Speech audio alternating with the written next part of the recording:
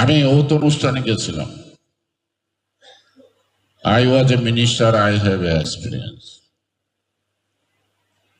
ওত অনুষ্ঠানে যারা শপথ নেয় ক্যাবিনেট কর্তৃক তারা আগে অবহিত হয়।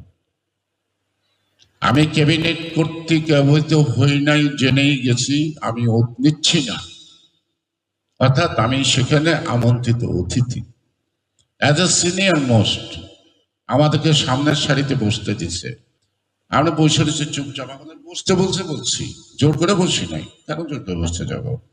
আর স্টিকার নাই, বঙ্গভবনে দেখতাম স্টিকার থাকে নাম দেওয়া। তো কিছুক্ষণ পর প্রটোকল অফিসার, হয় বঙ্গভবন নাই কোনো ভবনের হবে, আমার পিছনের সারিতে, তারা কিন্তু মন্ত্রী, তখন ও লোক জানতো না এরা মন্ত্রী হবে, আয়সা বলতো যারা মন্ত্রী তারা সামনে বসেন, যারা মন্ত্রী নন তারা পিছনে যান। তো এই তখন তাদের সাথে তর্ক বিতর্ক হচ্ছে ঘাড়ের উপরে।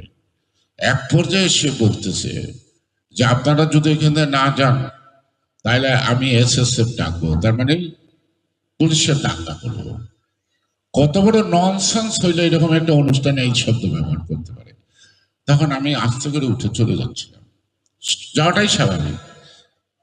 তখন ওরা আমাকে থামাচ্ছিল, সিনিয়র হিসেবে দেখতে এম্বারেসিং, আমরা যে সিন ক্রিয়েট করো না, যাই। আমি পিছনে বসে শুনছি, আর ওই পাগলের বাচ্চায় লেগছে গয়েশ্বরের মন্ত্রী হওয়ার জন্য না হইতে পারে রাগ করে বসে। আরে রাগ করে আসতে হবে কেন? আমি জানো তো আমি মন্ত্রী হব না, আমি জানি, আমি না গেলেই তো পারতাম, আমি না গেলে তো কোনো মহাভারত অশুদ্ধ হইতো না। সেই কারণে বলবো মিডিয়ারা স্বাধীন হন, কারো চরিত্র হনন, কারো ইজ্জতে হাত দেওয়া তার সঠিক কাজ না, সঠিক কাজ না। আমি আপনাদেরকে বলে গেলাম টিল মাই ডেথ আমি কখনো মন্ত্রী পরিষদে যোগ দেবো না। আপনার তো বলছেন না যে মন্ত্রী না হওয়ার জন্য রাগ করেছি, যে না আসছি আর যাব না, আর যাব না।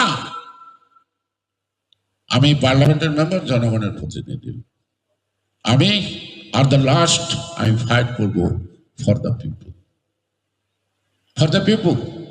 আমি নিয়মের কথা বলবো, আমি নিয়ম প্রতিষ্ঠিত করতে চেষ্টা করব। তবে তারা সুখে থাকেন, তো ফালতু কথা লেখার চেষ্টা করবেন না, বলে দিলাম। আমি চেষ্টা করবেন না, আমি কারোর আঘাত দিয়ে কথা বলি না, আমি আস্তে কথা বলি। It does not mean that as I am weak person, I have no capacity to protest. Don't think it. This is my last word for anybody.